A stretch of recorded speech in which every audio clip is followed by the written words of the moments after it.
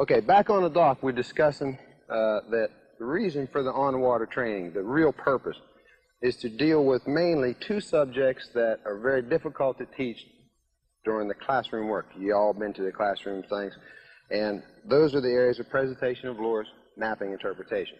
This morning we're here, we're going to do a little work on mapping interpretation. We're going to set up some procedures that we want you to follow as we're mapping structure, and that's the mechanical part, is getting the physical map of the structure, and then once we have a proper map, we'll be able to interpret that map through the basic knowledge, the background knowledge that we have from the classroom. So we come around here, come around this corner, we come up on a bar. We don't know what's here. We know there's a bar. But Buck Perry said years ago, we can have structure and no fish, never have a fish without structure. But we can have structure that won't produce fish. So before we want to get started and do a bunch of elaborate work on this structure or bar, as we have right here, we have to know whether or not it'll produce fish. If this structure is no good, then I don't want to spend 20 minutes or a half hour or an hour or any amount of time doing a detailed map and trying to interpret the situation. So we set up a bunch of procedures that we will run through on any mapping job, starting with 1, 2, 3, and 4. If the first procedure doesn't give us a positive answer, we won't go to step 2. We won't go any further. And I think most of you remember from the classroom when I did mention it, the first thing we have to find out on any structure to know whether or not it'll produce is, does it lead all the way from the shallows to the deep water?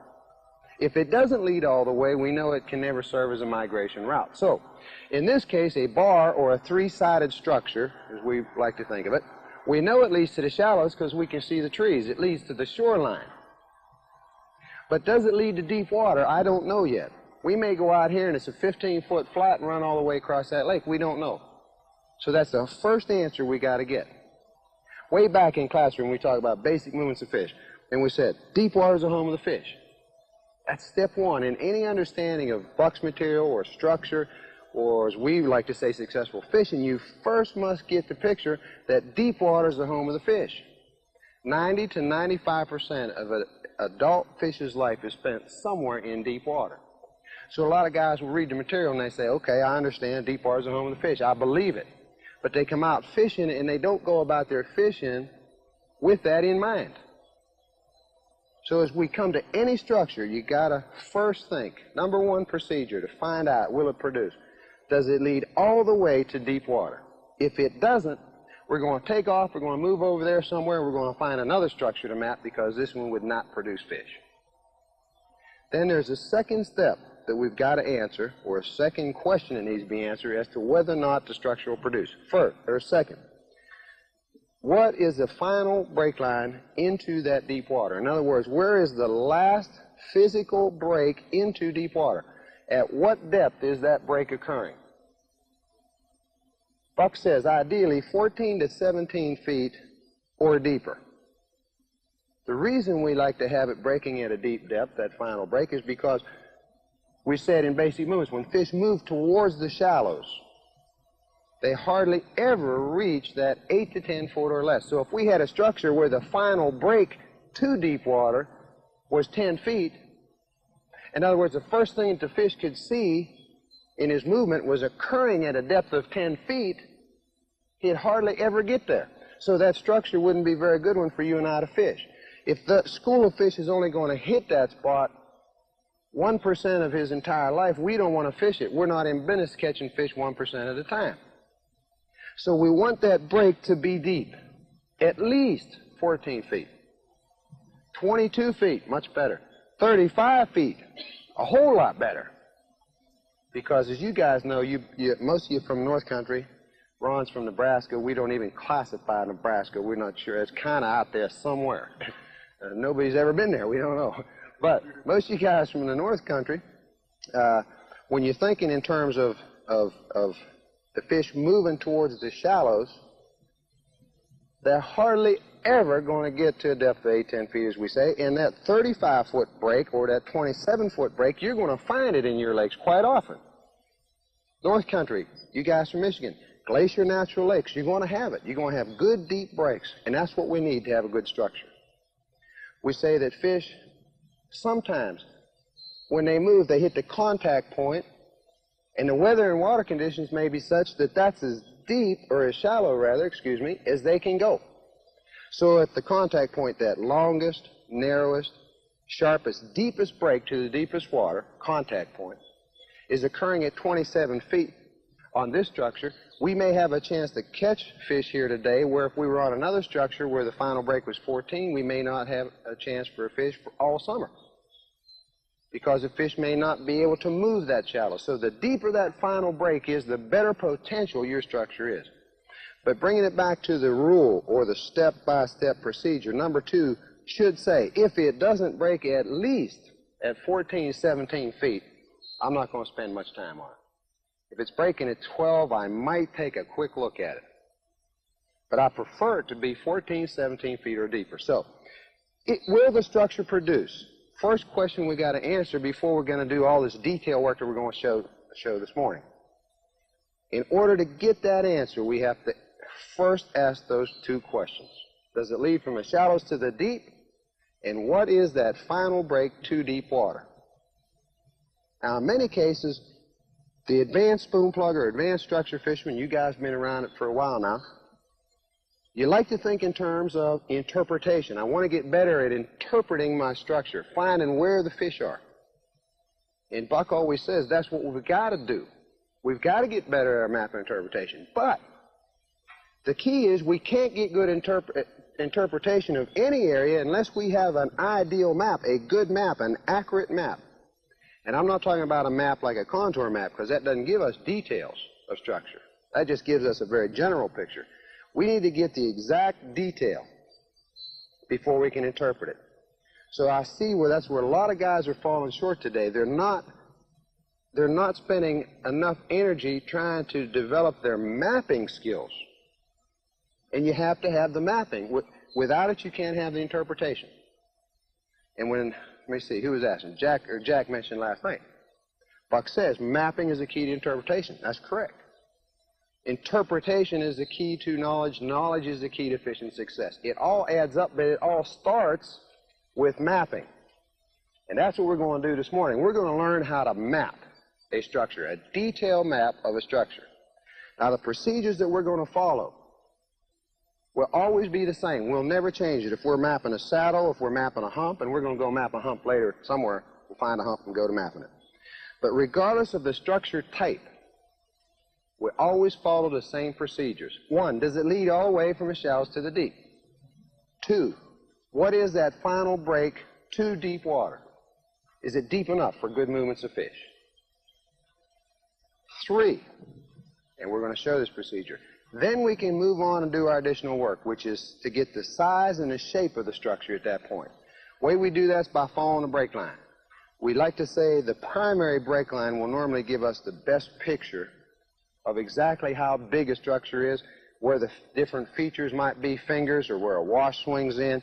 Anything that's different on that break line is going to be important.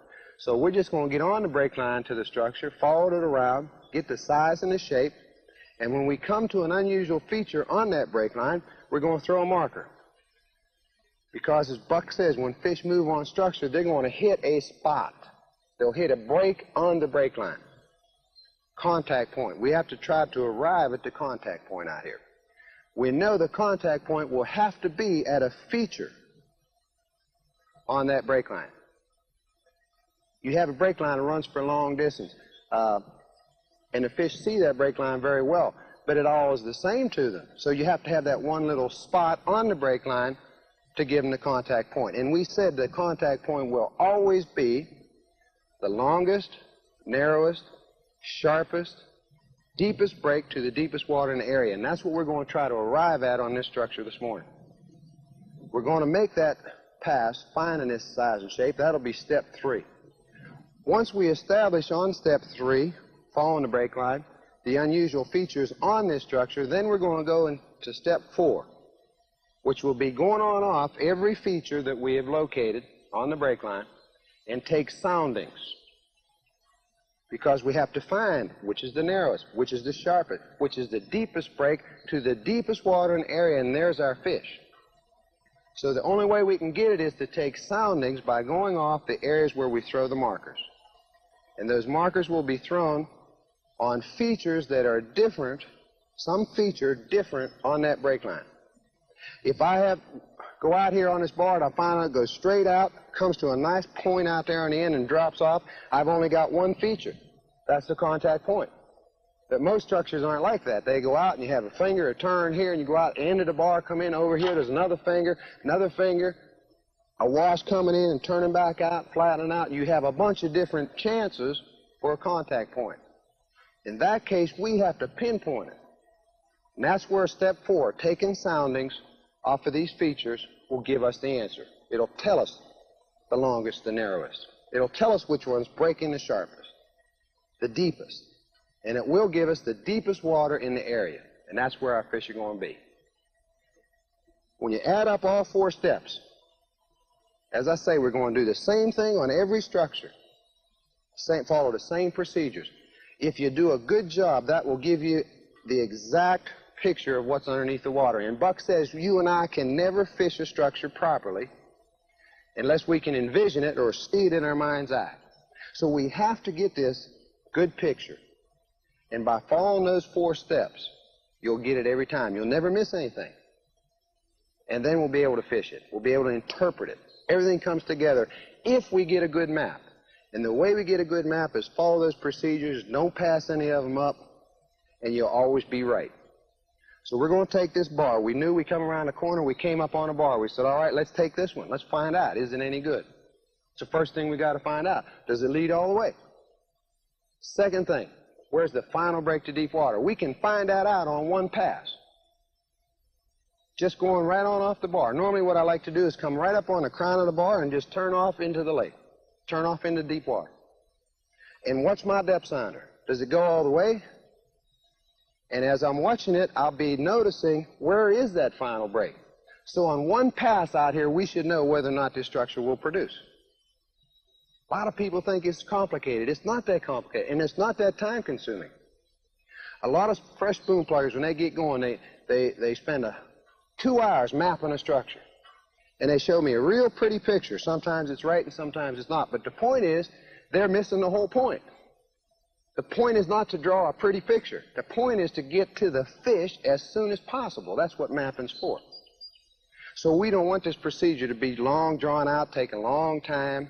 Billy doesn't want to miss lunch. He's already worried about it. So we want to do it as quickly as we can. So one pass off, will it lead?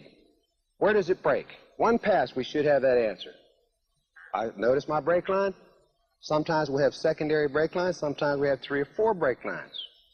If we have the additional break lines, we'll follow them around the same way we follow the primary, just to make sure that the formation is the same.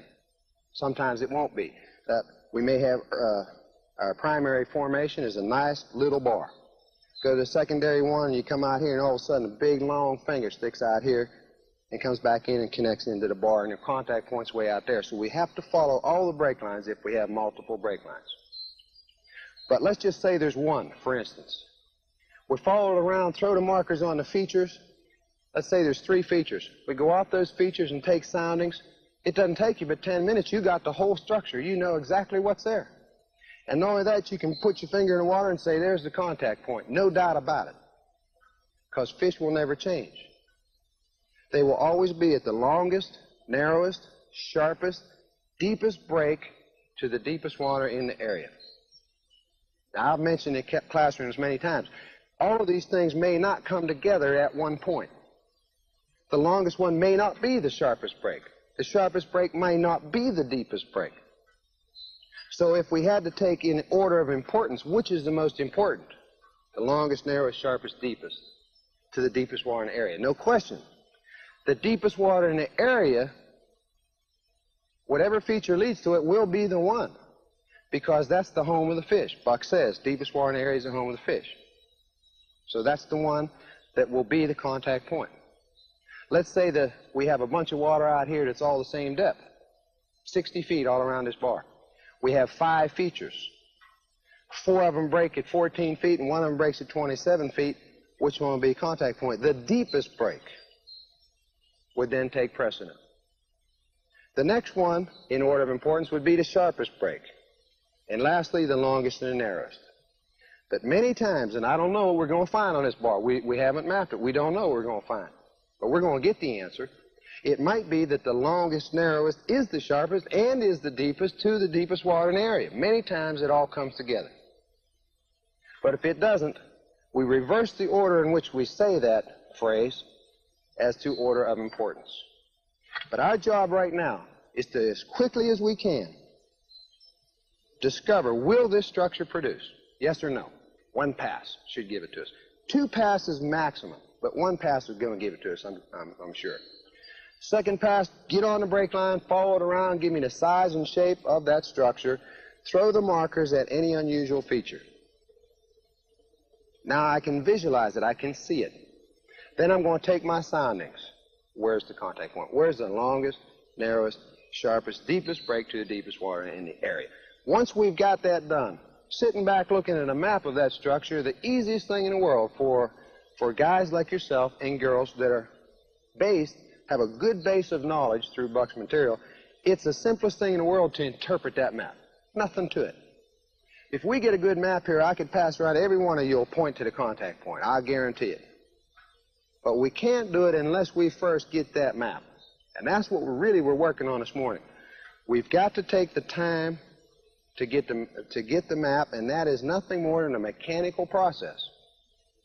It's mechanical, nothing to it, but we have to follow the procedures. If we do, in other words, we've set those procedures up. It's the shortest way of going about it without missing anything.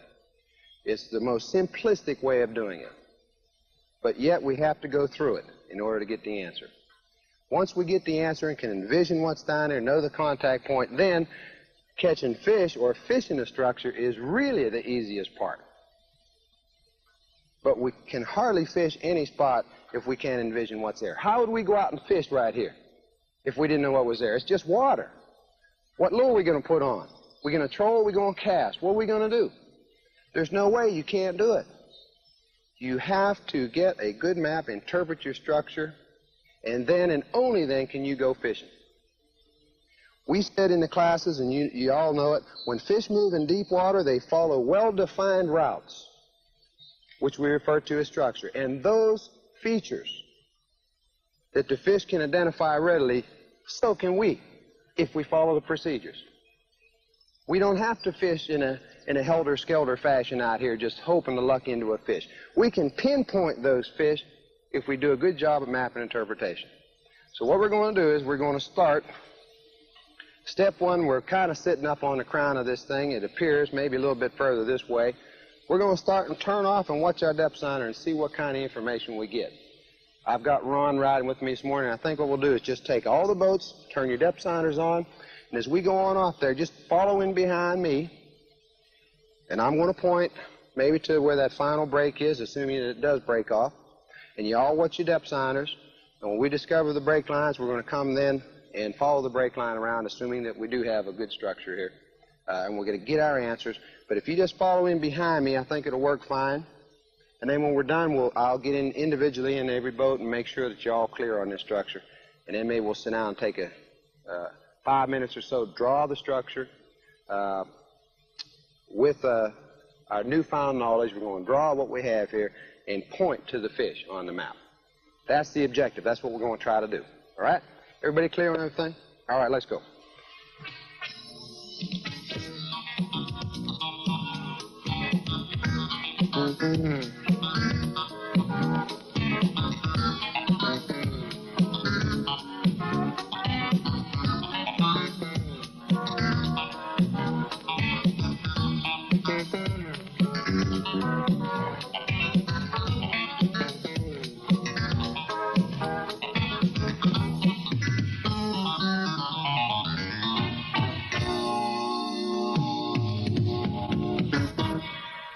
One pass out.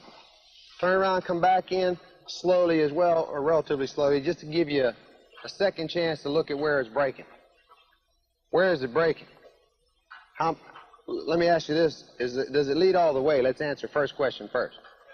Does it lead to 60 feet or so out there? Okay.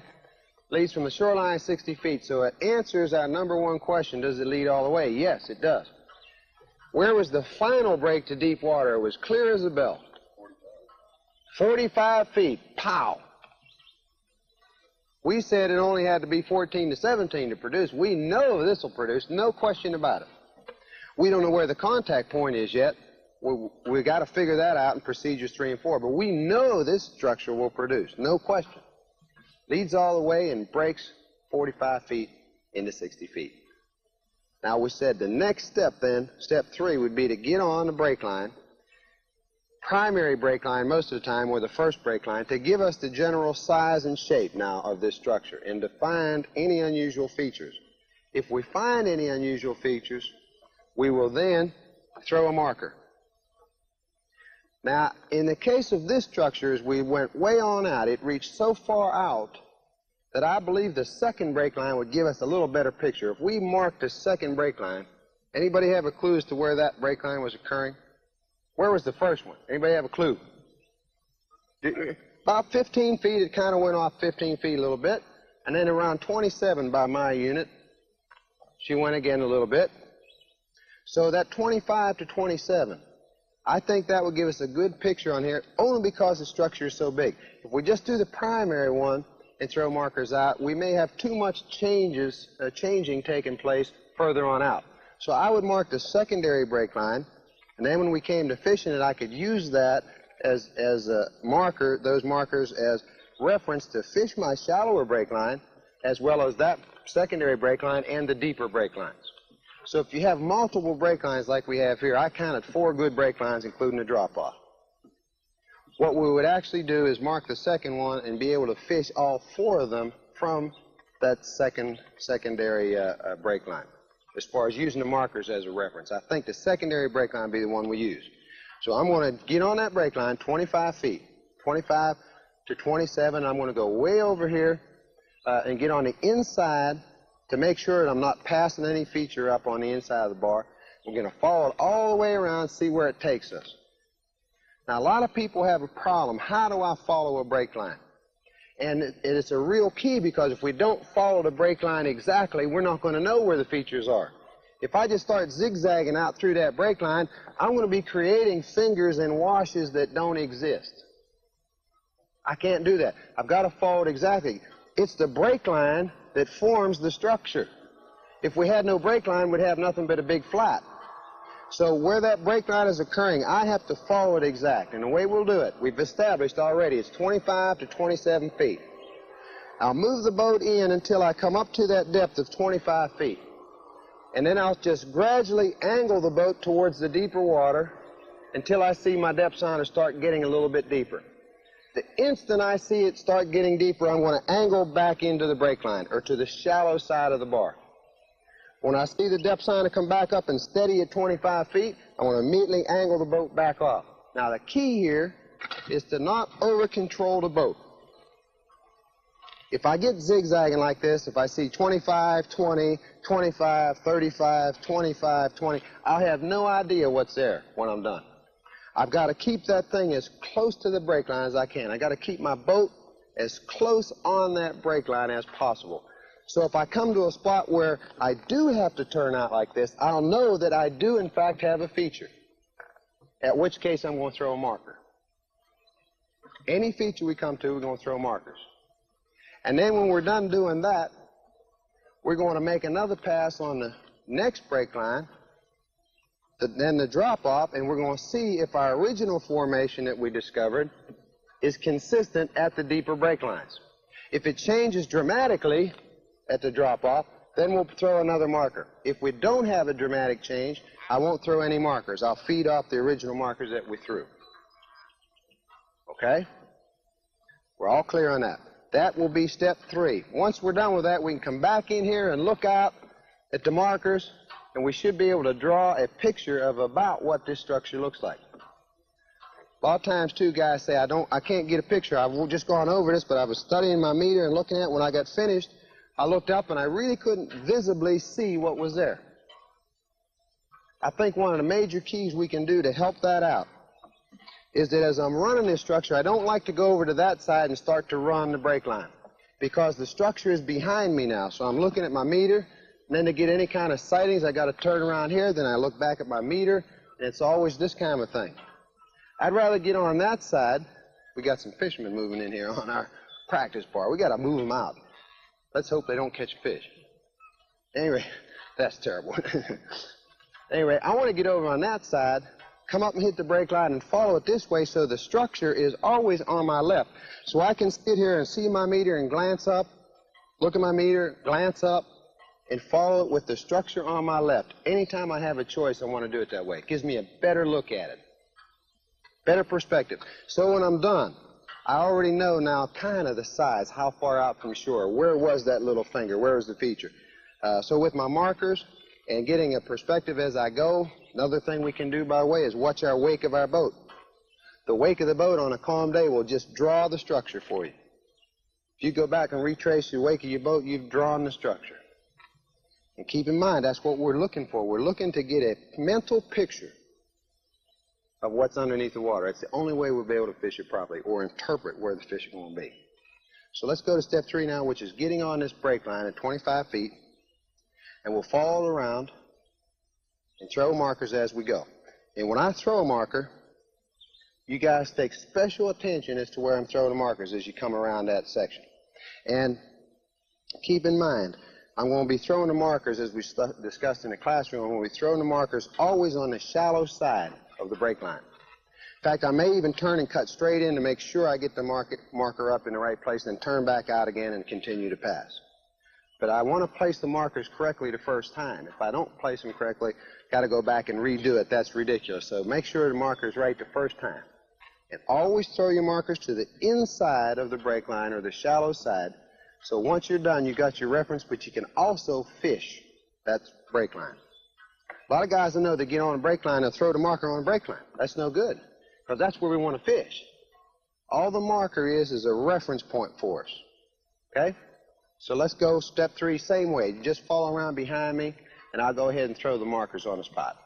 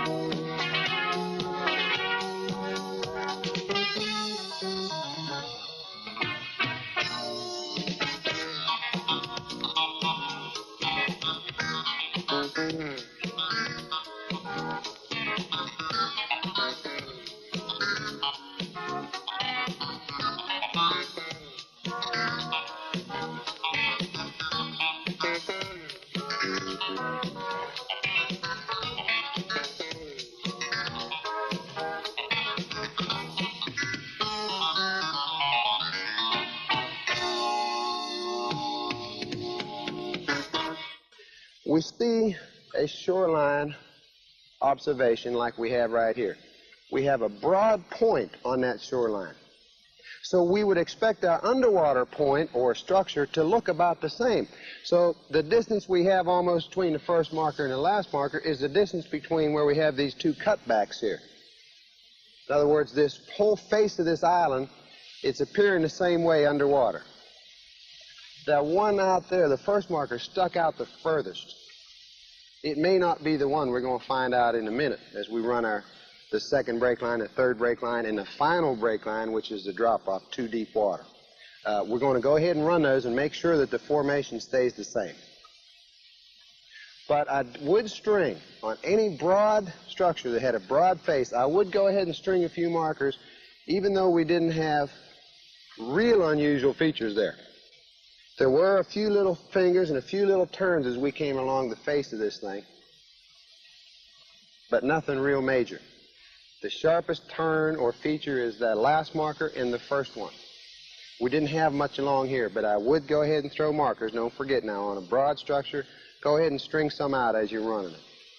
You may come to that one feature that's so unusual that you just know it's the contact point. In this case, we didn't see that.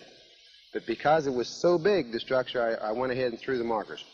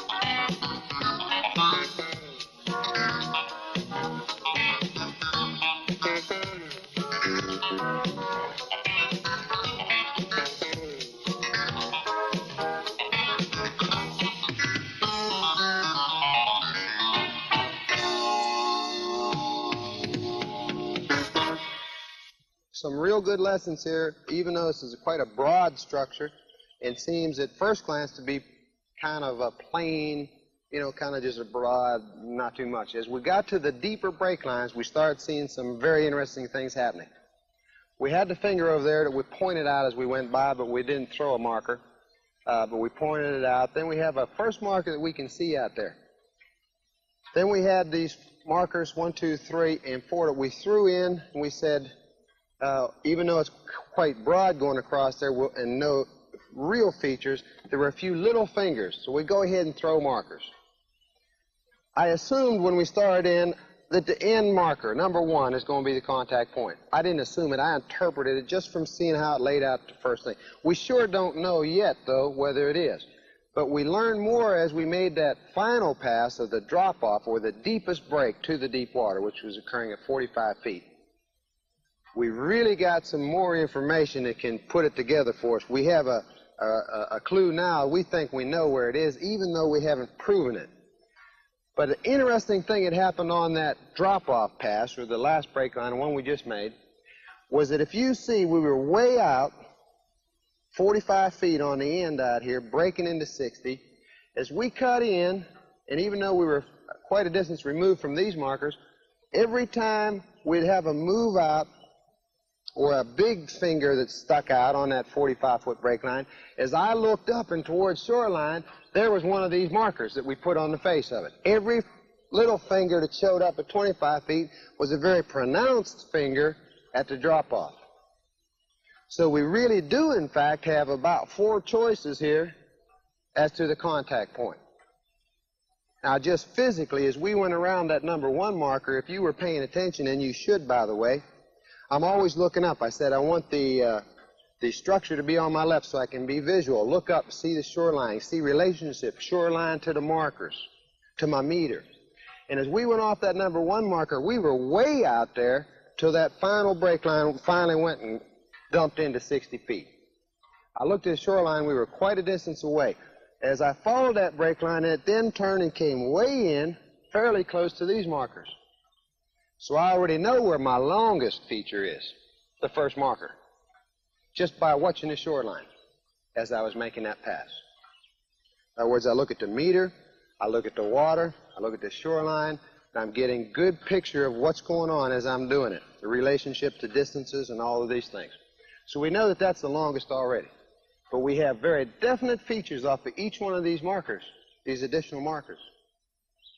If you paid attention as we followed that deeper break line or the drop-off over into this area on the left, it was breaking sharp, but it was no longer breaking at 45 feet, was it?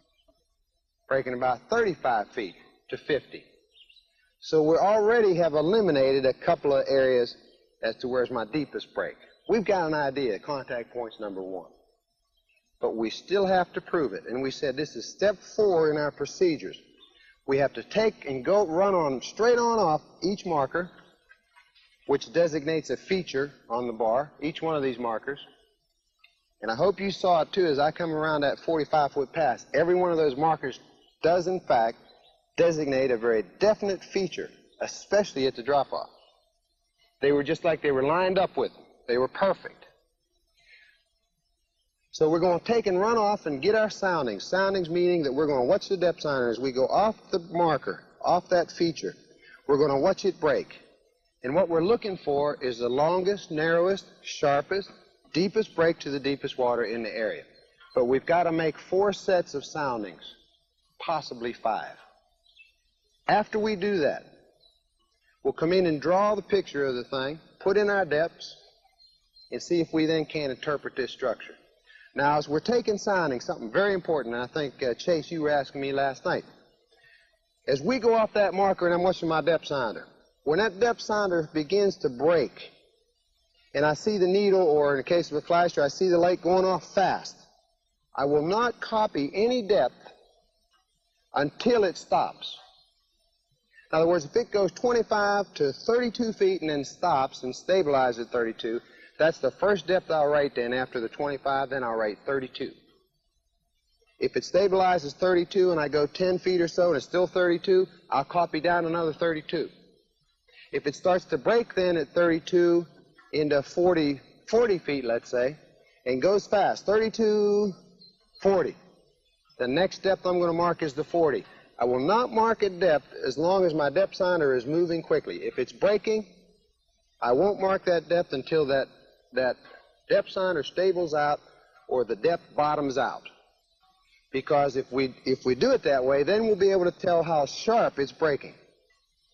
If it breaks from 32 to 40 before it bottoms out, that's a pretty sharp break. If it broke 32 to 36 and then stabled out, it's not as sharp. So we've got to know these things. So as we're copying those depths, keep in mind, you should be copying the depths as we go, taking these soundings. Keep in mind, don't mark the depth when that depth sounder is moving. When it just stabilizes, mark the depth. If it's sloping, you go a little distance and it's just gradual slope, mark the depths every 10 feet or so. Every 10 feet in distance of your boat moving from here to there. Mark another depth. Then when she starts to break again, don't mark the depth until the depth sounder bottoms out. Okay? Once we do that, and this is step 4 now, once we've got that done, we can sit and draw this thing and interpret it, no problem. So far, we're doing a good job. Luckily, we have no wind. Everything's working fine. So let's get our final answer. We got an inkling it's off number 1. Let's see if, in fact, it is. Okay? Let's go.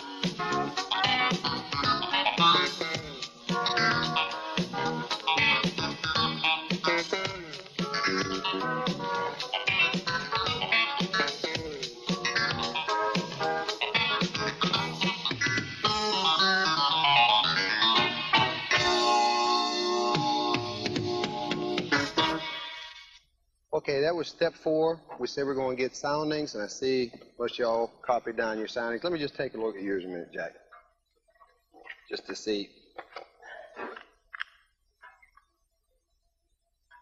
Okay, I'm going to actually get a pencil and paper a minute. We're going to draw this structure, but before we draw it, let me just ask, did we see about the same depth of water, the deepest water, all the way around the structure? I saw about 60 feet all the way around. So we said the home of the fish is the deepest water in the area. In this case, the deepest water in the area is surrounding this bar, so that doesn't give us our clue. In this case, our feature, the most and the best feature, will be the contact point. And I think before we can interpret it, rather than talk about it, I'll just get a pad out and we'll draw this thing. I'll draw the way I see this structure. And then we'll mark some depths in it. I'll get some input from y'all as to what depths we find and where it was breaking at each marker. And we'll fill this thing out, and then we'll together, if we can, interpret it.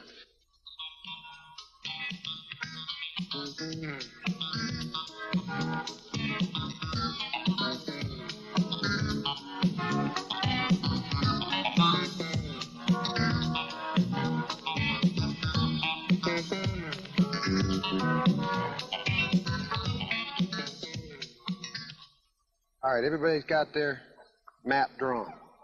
One of the best ways to be able to draw the map, first, before we can start writing depths and everything, we need to have some outline or as we said earlier, the layout of the bar. We have to have in our mind's eye, we've got to be able to see it. By throwing the markers, we can help ourselves to draw this outline of the structure. In this case, however, it was quite broad, and we really didn't get the final picture of all the details of this thing until we ran all 4 break lines. The final break line, or the drop-off, gave us a real picture of the features that exist on this structure. They didn't show up as well in the shallows. That's normally the reverse of the way it is. Most of the time, your most definite features will show up in the shallower section, and as you go downstairs or deeper, they become broader. They're still there, they still exist, but it will be broader. So this is very unusual. Our most definite features were seen on the drop-off.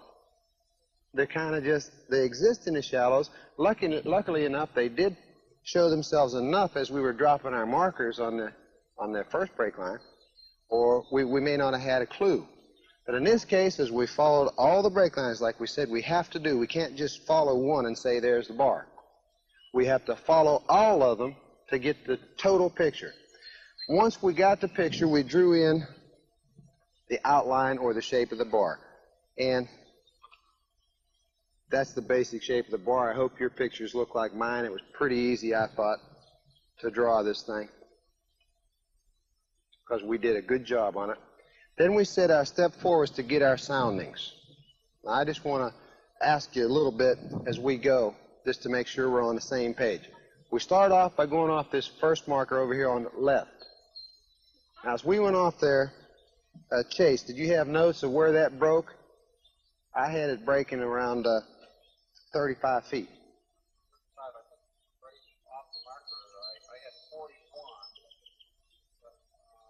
Okay, let's just say that it was somewhere between 35, 37, or you maybe had it at 40, but the point was it was shallower than it was over here. It was the same break line or the same drop-off, but it was coming uphill a little bit. So I immediately eliminated that spot as a contact point because it broke shallower than the others.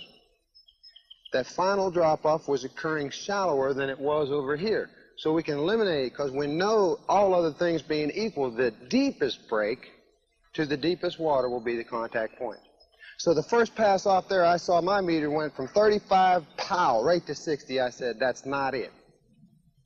I don't know which other one, but I know it's not this one, because we established on our first pass that we made here, way back when we first started, that off here somewhere it was breaking at 45 feet, right? You were riding with me. So we knew it wasn't that. We eliminated it. I marked a couple of depths in there, but we eliminated it real quick. As we started off the second marker right here, it broke about the same, 37 feet by my depth signer. It did get into 60 feet real quick. It was a sharp break. In fact, the first and second markers, it broke very sharp.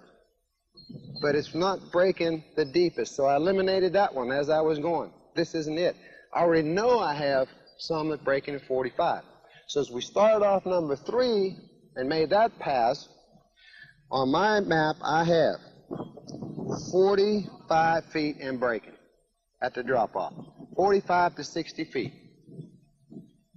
Now I got a possibility. As I went off the next marker over, let's call it marker number 4, I went out and by my map I've got breaking at 45 feet again.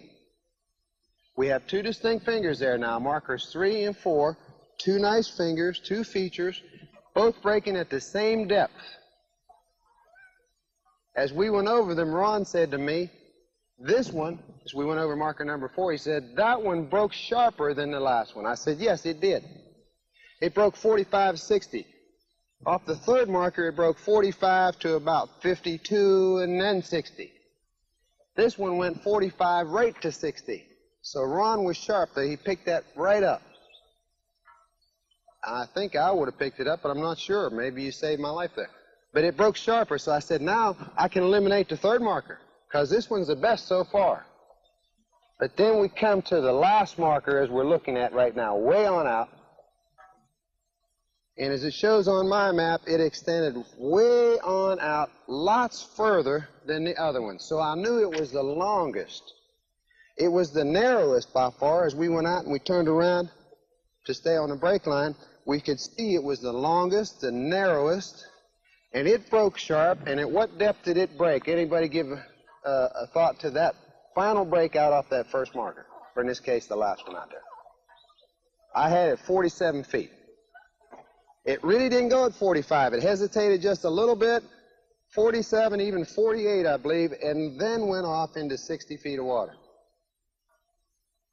We knew right then, no question about it, off that very first marker out there, as we went out, we had the longest, narrowest. It broke just as sharp as the other, so we can in that sense say the sharpest, and the deepest break to the deepest water in the area.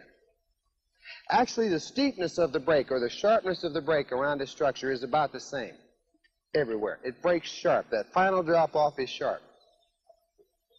As far as the depth of that final break, 3 of our markers were breaking about the same depth, 45-ish, all right?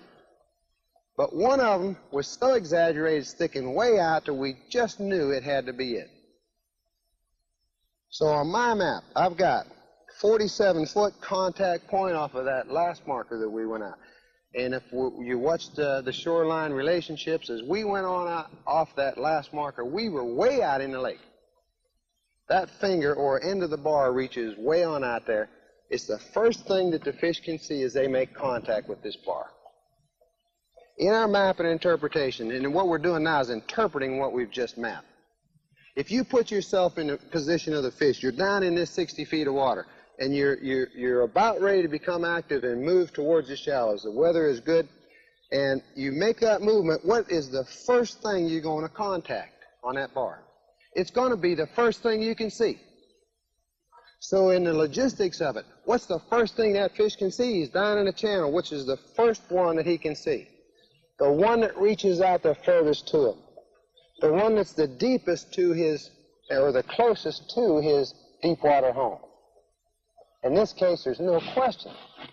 It's the first marker we placed or the last marker we went off, whichever you want to call it, first or last, but it's that one out there, the one that reaches way on out. It's the longest, narrowest, sharpest, deepest break to the deepest water in the area. We know the contact point is out there.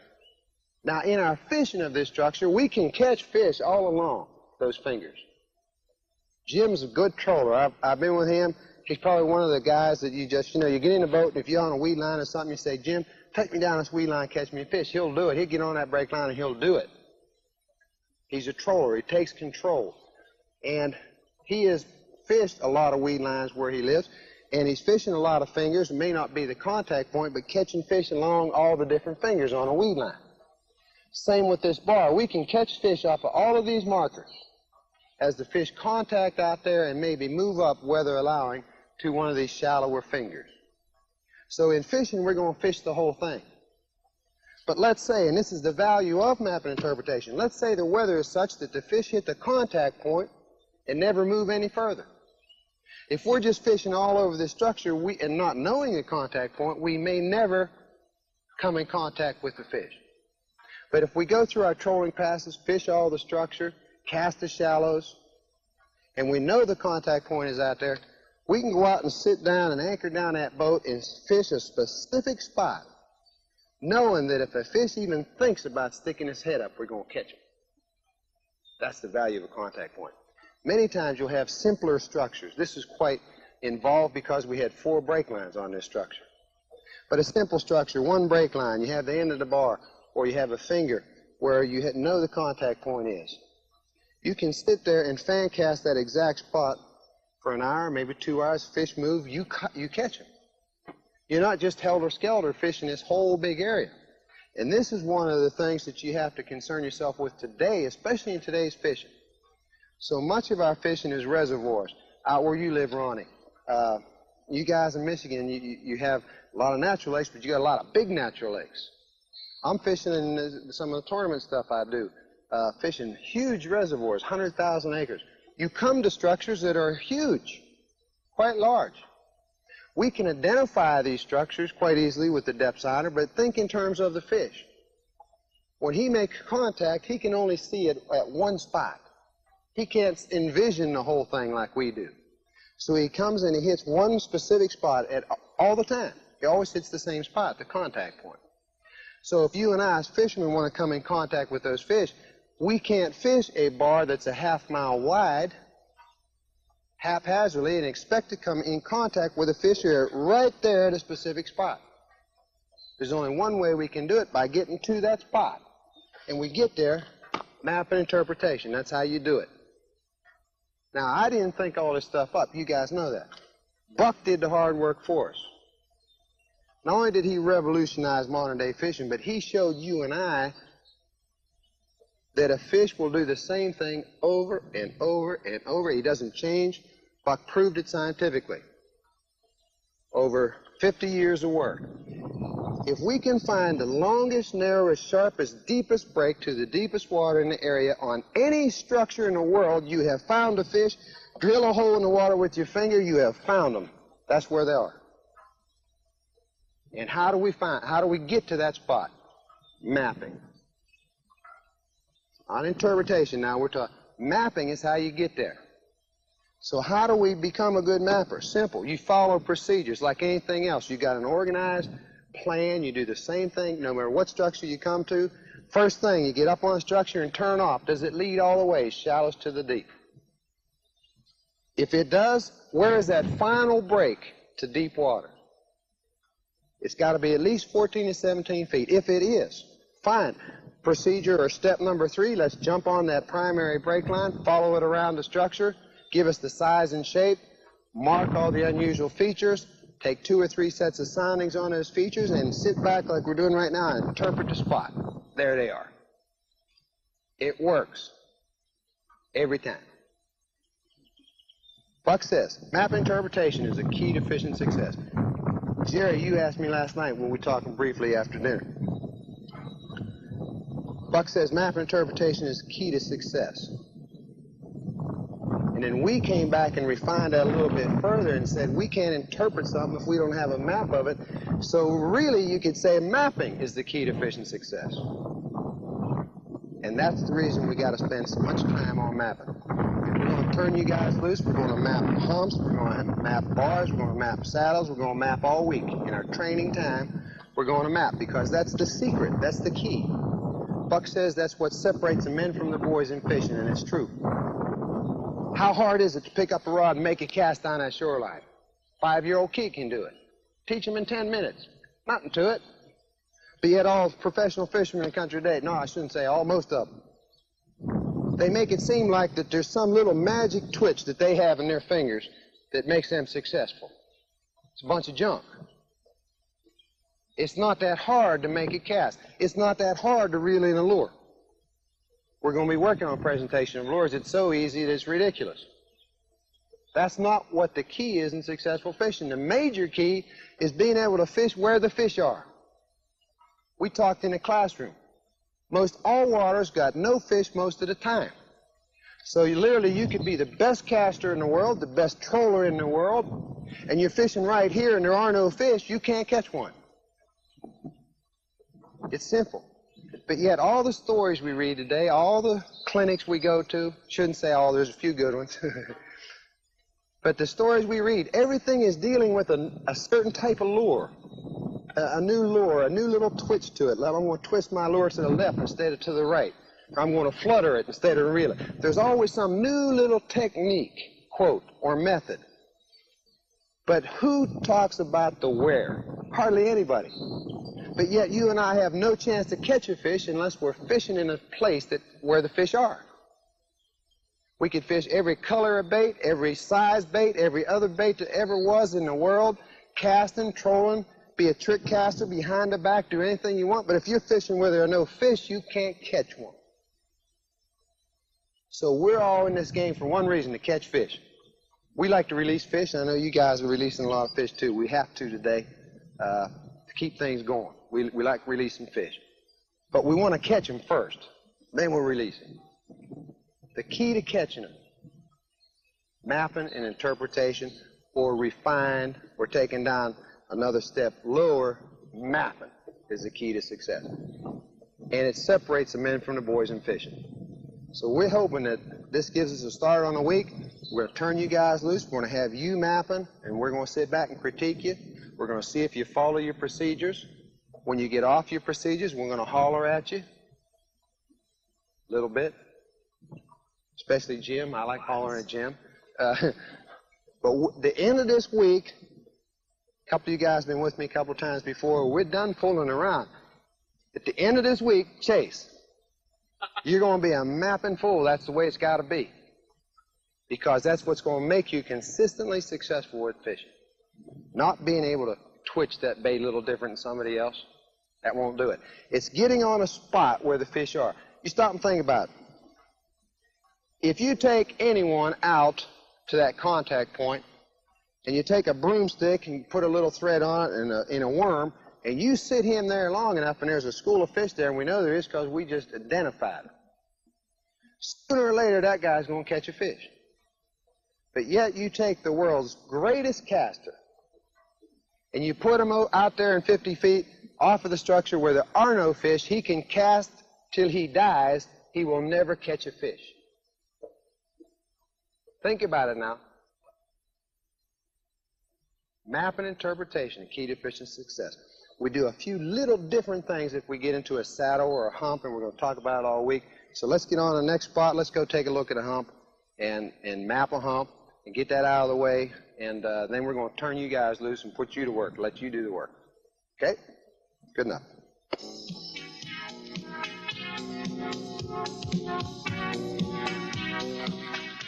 Okay, folks, I brought you into an area where we have another type of structure. One of the most common structures that we have, we say in the classrooms, is a bar. And every lake has a bar to one degree or another. We just got done working a bar. And I said when we finished that regardless of structure type, our procedures that we use in following to get their map before we can interpret it, regardless of structure type, will not change. So we're going to follow the same procedures we followed this morning. Everything is the same, with the exception of that this structure is a hump.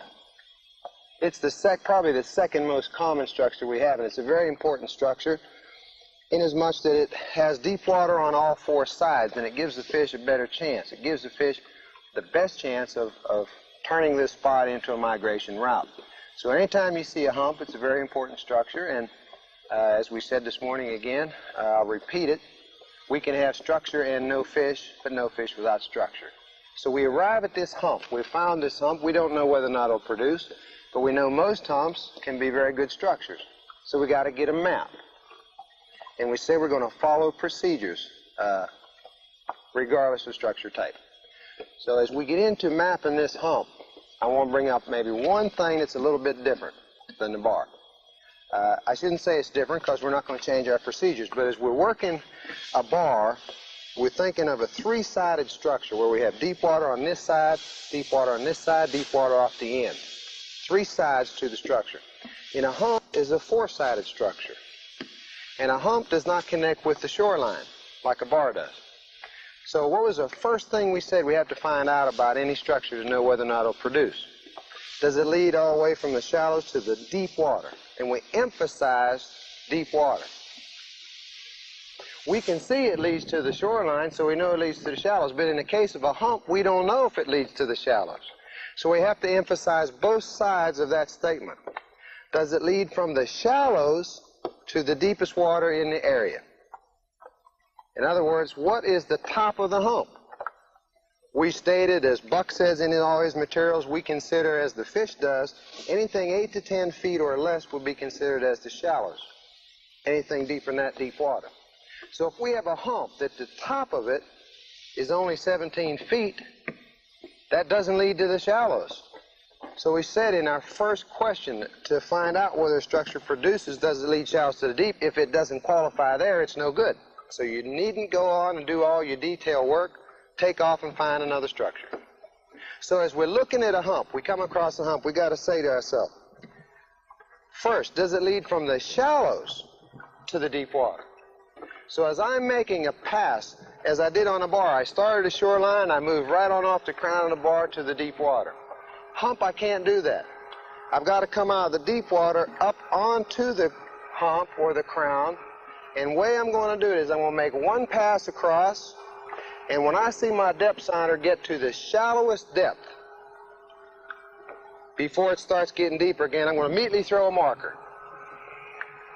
Now, I don't know if I'm on the edge of the hump. I don't know where I'm located on the hump because I'm just beginning to get my map. So I don't know if I crossed over and it said 14 feet. I don't know whether that's really the shallowest or not.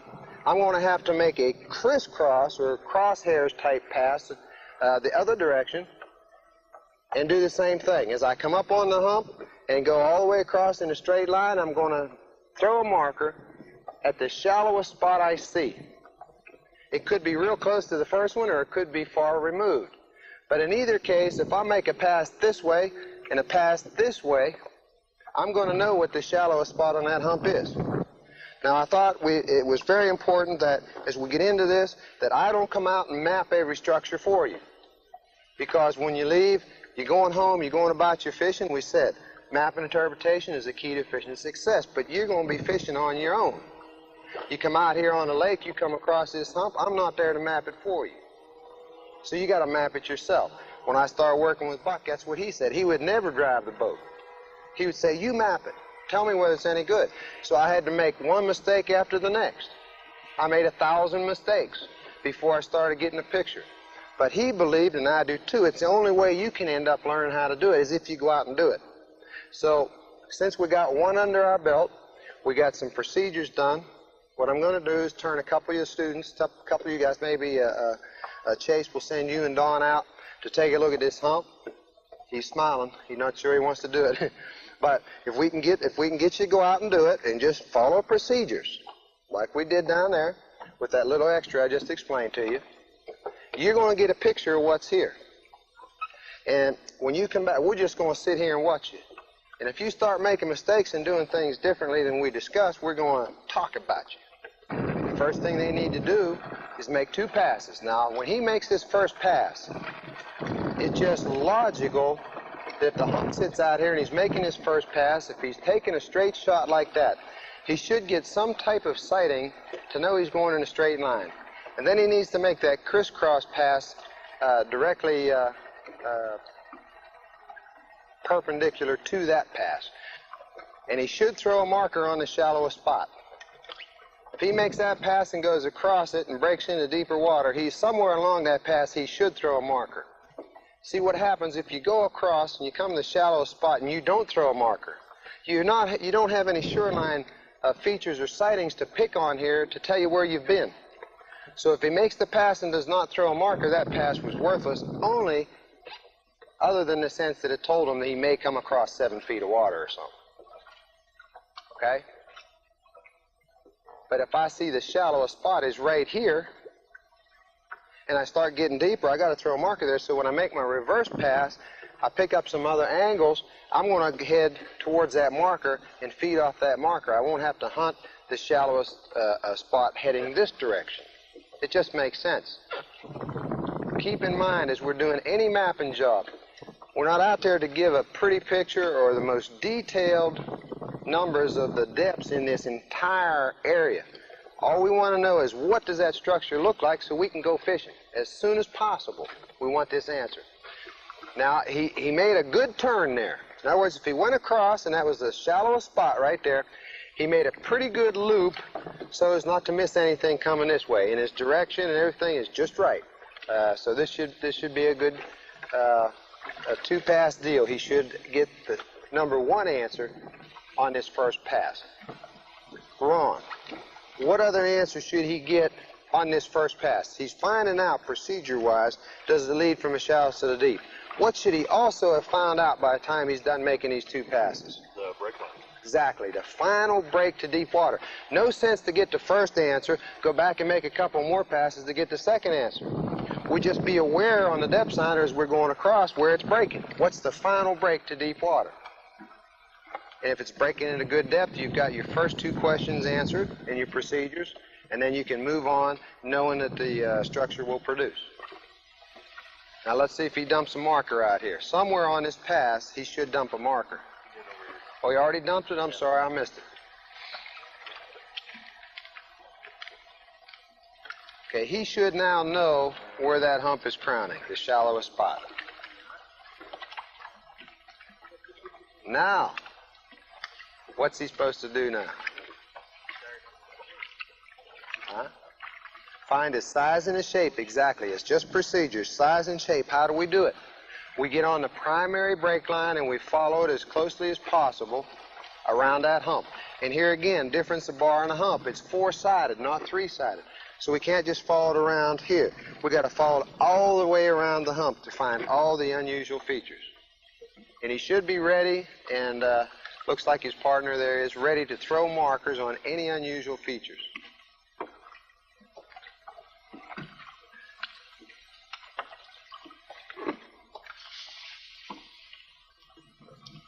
That looked like a finger unless he was over controlling the boat. Well, let's say in your mapping, guys, let me just add this to you. If you're mapping and you think you came across a finger, but you never really were sure until you pretty much had gone by the spot, turn around and go back and throw that marker right then. Don't have to come all the way around again to find it. Just stop the boat, hit a little reverse, go back, dump the marker. If you're not sure. And a lot of times you will. You'd be just reluctant to throw it. You say, I think it's a finger, but I'm not sure. And then you pass it. Oh, well, you know, there's probably something better, and you keep going. No. Don't be afraid to throw a marker.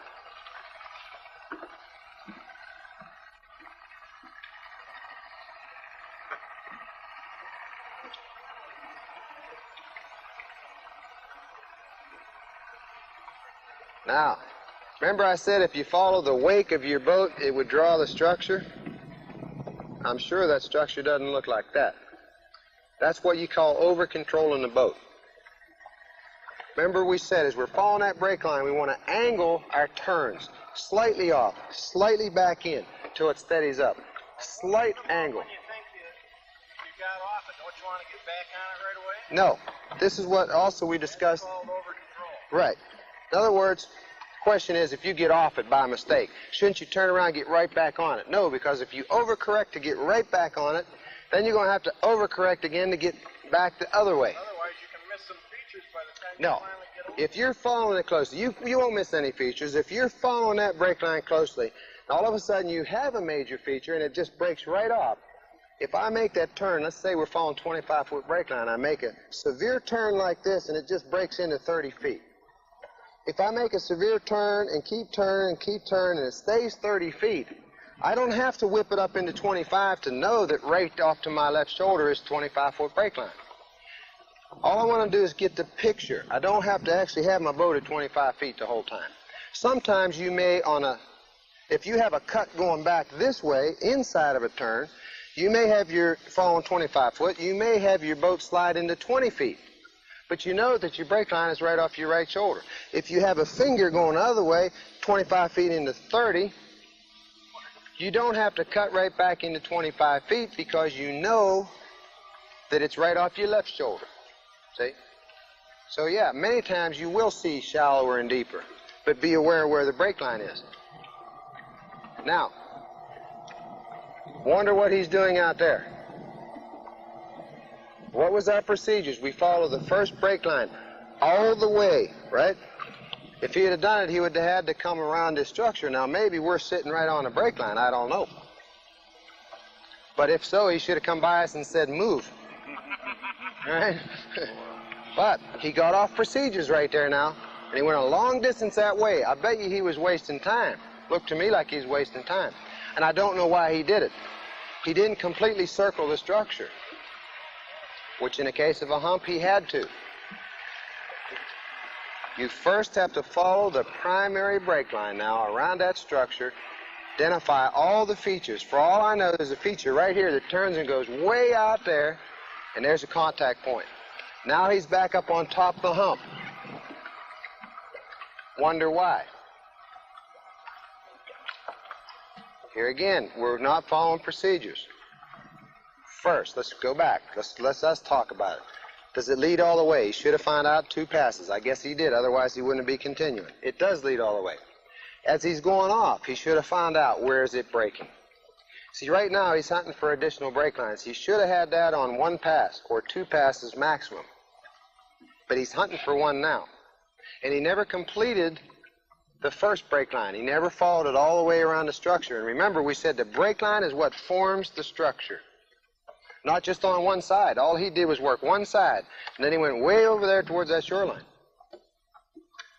Now he's going way out there in the boondocks.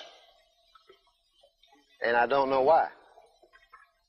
This is called wasting time. And most of the fishermen that I know that get into this, they do. They spend a lot of time, by not following procedures, a lot of time doing stuff that's absolutely worthless. This should be very simple procedure here. Is there a simple brake line he should be able to see?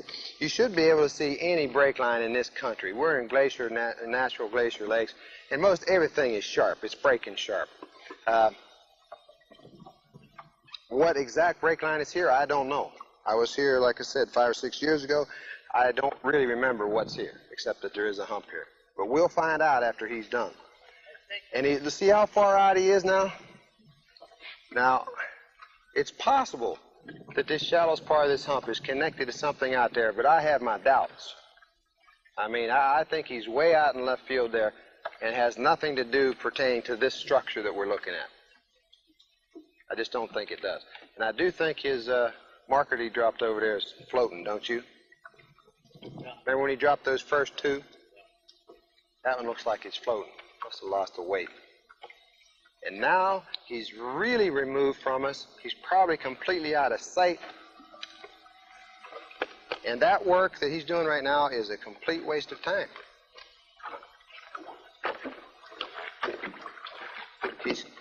Are you all agree with me? He's not following procedures. And that's all it is. Chase is a great guy. He's a good fisherman, but he's not following procedures. That's why we try to stress it. We've got to have 1, 2, 3, 4. That's what you do, no matter what the structure is. Do it exactly the same. First, does it lead? Shallows to the deep. Second, where's the final break? How many brake lines do we have? What's the last break? Is it 14, 17 feet or deeper? Good. Let's map it. Let's get on a primary brake line, follow it all the way around. Throw in markers on any unusual features, take soundings off those features, and you're done. That's all there is to it. He's not doing it. When he comes in, we'll be real nice, though. We won't holler. Oh, but that's, ooh, look, he's wasting time. Goodness. It's like he can't find something. I don't know what he's looking for out there. Our structure is right here. He's way out in left field here. The structure's not that big. If he would have followed the procedures, he'd realize that structure is not that large. How much time have we given him? I didn't look when we started. Somebody have him on the clock? 17 minutes already? Could he be looking for deeper water than what's here? I have no idea what he's looking for. But he's not following procedures. Buck says, if you follow the procedures, you'll never go wrong. You won't find yourself out there looking for something that's not there. Follow procedures, get the answers that we just talked about, you've got it. And he should realize by now, by looking at that marker out there, that it is in fact floating, and he should go pick it up. We'll give him an extra half a credit if he goes and picks that marker up right now. If he turns off and goes and gets it, we'll give him a half a credit.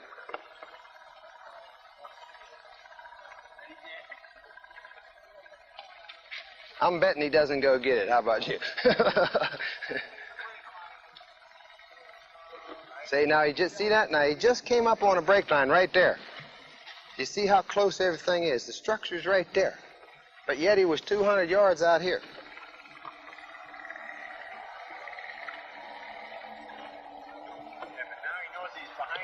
Okay. Okay, now see the pass he's making right there? He's following the brake line. Where should that have been? Where should that have been? The first pass he made. But he stopped right there. If he'd just kept coming, that's the pass he would have made all the way around the hump. He'd have had his answer right there. Sure, now he knows it's wrong. But remember we said he quit right here. He didn't continue to pass. Look, that's a good lesson. Keep this in mind. Now look, it's the brake line that forms the structure. If you had no brake line, you've got no structure. You got a flat. So we got a brake line. That forms the structure. The shape, the size of it is formed by this brake line. All you got to do is follow it around and you got it. But he didn't. He followed half of it and stopped. Then he went off on this long 15-minute deal on all around, and he finally come back in and picked it up right here, and he's probably going to end up getting the answer. But we're going to have to say he wasted 20 minutes maybe when he gets in. Oh, he left a marker. Oh. Half a credit demerit. He left it there on a finger. Did you see him turn there around it? Oh, did he pick it up and then drop it again? Maybe he's thinking that the first time he dropped it, it was perfect by accident. It was on a contact point. She says, when we go in, we'll pretend that we knew it was right there. Wouldn't that be something if that was a contact point? Of course, by the time we found out, the marker drifted all halfway to Menachie, though.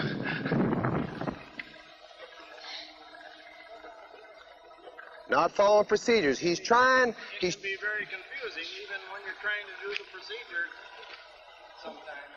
Listen, he's trying in his own mind to figure this structure out. See him? He's talking about it, and he's going in and out all around. And he's making like this with his hand. He's trying to figure it out.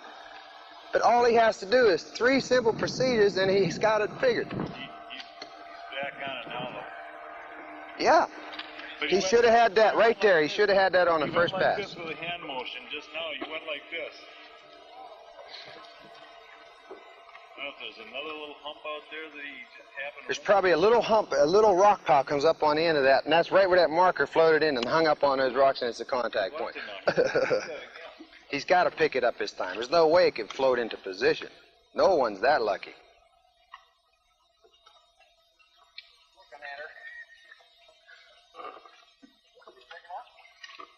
He better. Oh, please, Chase. Oh, Chase, no, pick it up, please. He's down to a D+ now. Funny to watch somebody else, but when it's you... Listen, if we don't make mistakes, we never learn. I'm trying to help you get the message from his mistakes. We can't get off of those procedures. We can't get off of them. We've got to stick with them. I'd do that 10 times a day out here all week long. if I, by the end of the week, started to get it, because I already heard this gentleman say he made 1,000 mistakes when he was throwing it with butter.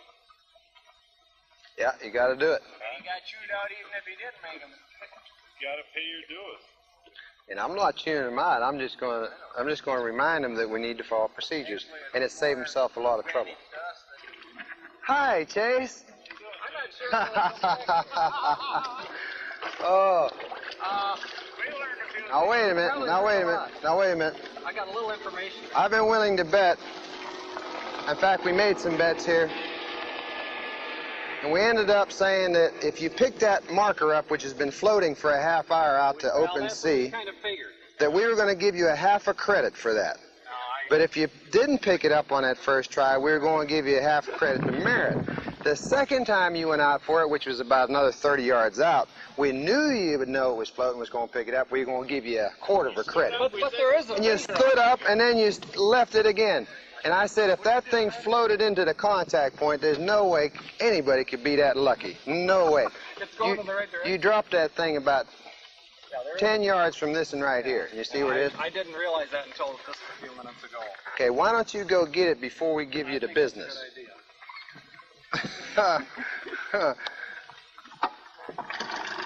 Okay.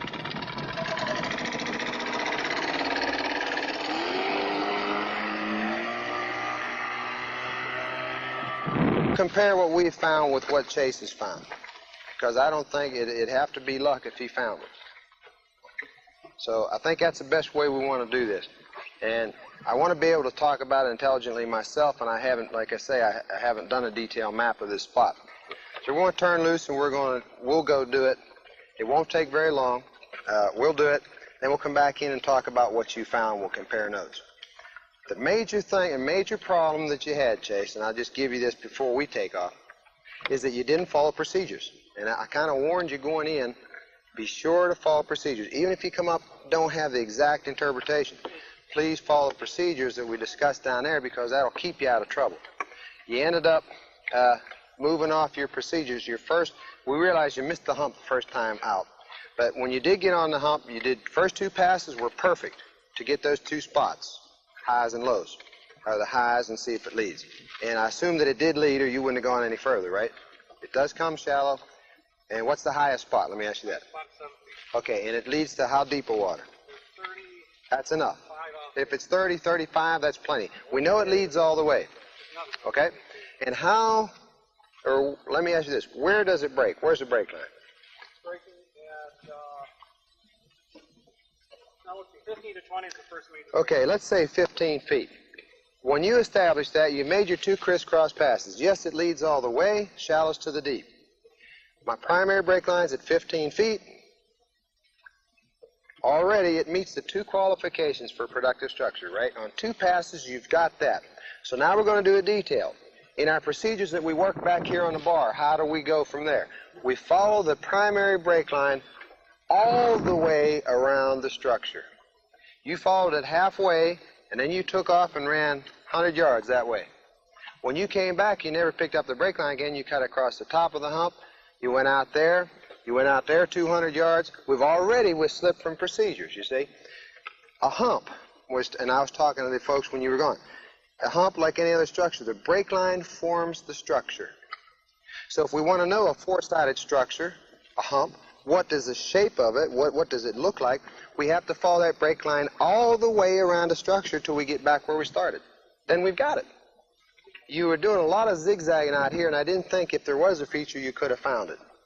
But in your opinion, you really didn't find a feature. It's just kind of a hump. Okay, and there's nothing wrong with that. But what was wrong is we got off the procedures. You didn't loop all the way around the structure on the first break line. If we had two break lines, you loop around that second break line. If there was a feature, only one feature, then you go off that feature, take your soundings. If you have 3, 4 features, you go off, take your soundings. Then you would have been back. You wouldn't have been way out there a couple hundred yards. You wouldn't have been way over there. You may have gone a distance taking soundings if you had a feature here. If you were just looking for the deepest water in the area because there was no features, then we could excuse it a little bit. but I couldn't quite figure out what you were doing. As we look at our procedures, I couldn't quite figure it out. But did you feel, let me ask you this, did you feel in your mind that you were following procedures according to what we did this morning? No, I felt that I got off them because I was trying to look for the deep water. I didn't feel I had enough out there. Okay, well. When we first went out there, all we found was 20 feet. Okay, now when you first went out, but that's not what we're supposed to do, right? In other words, when you went out here, how deep was it back here on the backside? 25. Okay. What is deep water? 30, 35. No. Deep water is anything deeper than 10 feet. Now, this may not be the best structure in the world. It may crown at 6, break at 14 into 25 feet. Will it produce fish according to Buck Perry's statements? You bet. You bet. It leads. We may like it better if it breaks at 27 into 60. Of course we would. If we have 35 out here and there's 25 in there, they're not going to be over. Okay, if the home of the fish, if you say if you have 35 feet out here and 25 feet in there, of course that's the home of the fish. But you started to try to establish that before you got the first and second part of the procedures. We may have found by following that one procedure that we have a feature right in front of these boats. It runs right out there and dumps right to 35 feet. You come back in, you run around a secondary one, and you still only have one feature. You found a contact point. You don't have to run off in all directions looking for deepest water. You only got one feature. That's the contact point every time. If there are no features, literally no visible features, then we would fish the hump in relationship to the deepest water in the area. But I don't believe this hump doesn't have any features on it. But we'll go find out. Maybe it doesn't. But still, I think you were kind of helter-skelter, and we could have been more methodical. And the only thing I said to these folks, well, maybe I said a few things, but the main thing I said was, we're wasting too much time. We're going off here and kind of going off. We really don't have a plan of attack. We end up spending basically a half hour, and we still don't have an answer. That's not good for chase. That's not good for you and your fishing. You don't want to spend a half hour mapping a structure and still not have an answer. No, not what, have no idea what to do. You want to try to do it in 10 minutes and have the answer. And I think if Ron and I'll just run out there, and I think if we follow procedures, we'll get the answer. And I truthfully don't know. I cannot remember other than that there is a hump here. I don't know where the contact point is.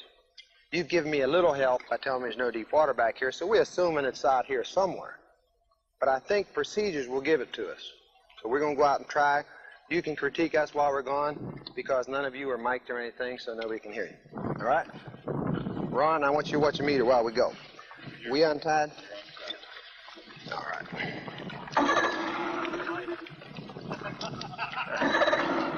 He said, good riddance is what he said.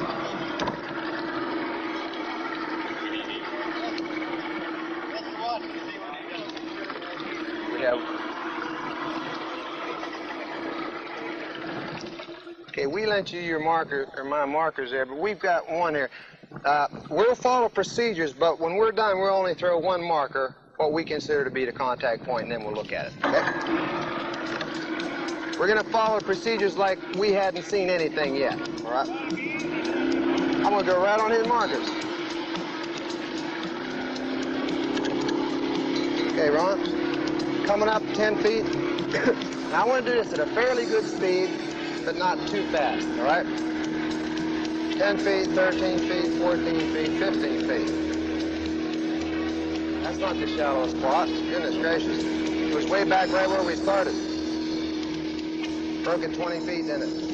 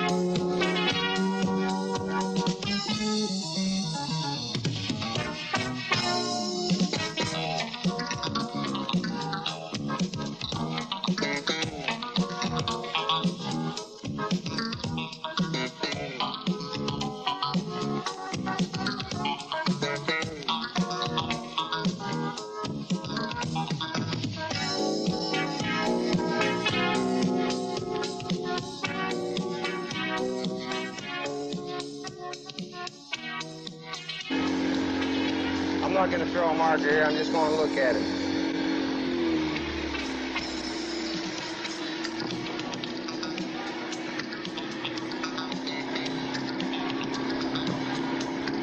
We'll call it 7. See where it breaks. I want to see it breaks while it goes. 15 feet. Got some rocks down there, but it did break a little bit at 15. Broke again at 20 like a bandit, didn't it? Too much gain on there.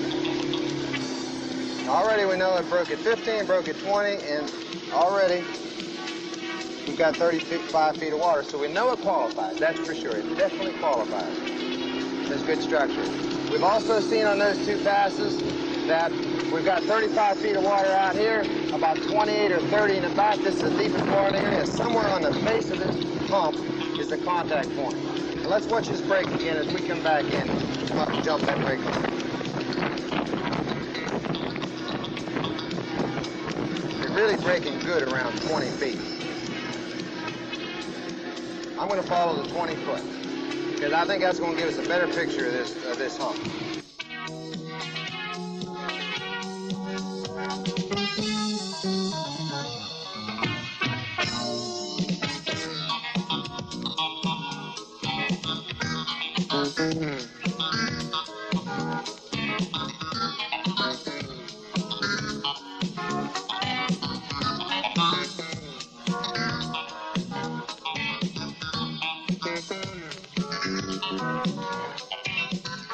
Great, and we know we don't have any deep water. We're so close to the bank, we don't have anything. We know the contact point is over there, but we got to find the size and the shape of this structure. We've got to find. Look at it break, real sharp, right there. A nice little finger.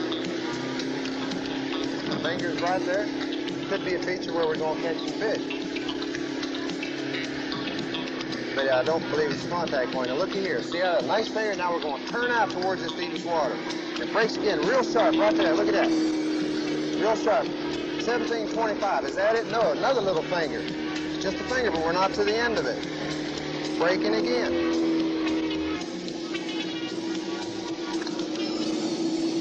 Contact point, I'm sure. Okay, now I got to take soundings. I got 2 features. I got to take soundings off both features.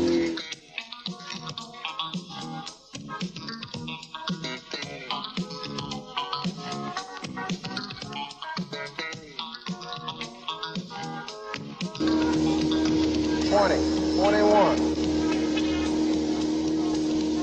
$22, and breaks. Pow, look at that. 30 feet, 32. Okay, let's call it 35 feet. Now, we got one other feature, and that's the point on the backside of this thing. Only other possibility we got. We only got 2 features.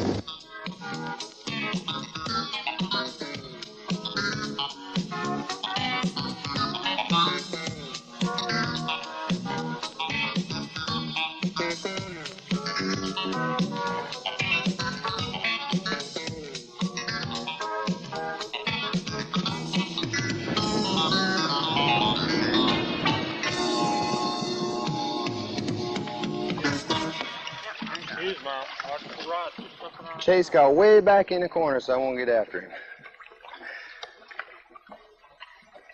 Obviously, I don't want to try to make this sound any more important than it really is. Chase is a very fine dentist from Grand Rapids, and it took him years and years and years to educate himself to become a professional person, which takes a lot more than doing a little bit of mapping and catching a fish. So I know him well enough that he'd never take me wrong. But got off the procedures. First off, you must have had a little mechanical failure when you cut across here the first time because the hump reaches all the way back there. I knew it did.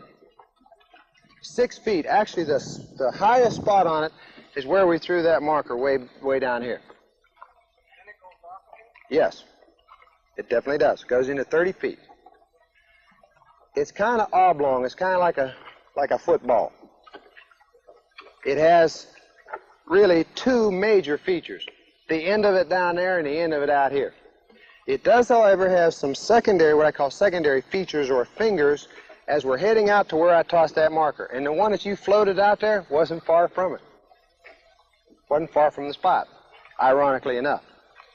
But When I made the pass all the way around, found a shallow spot, 2 passes like this, then we could jump the first brake line, we followed it.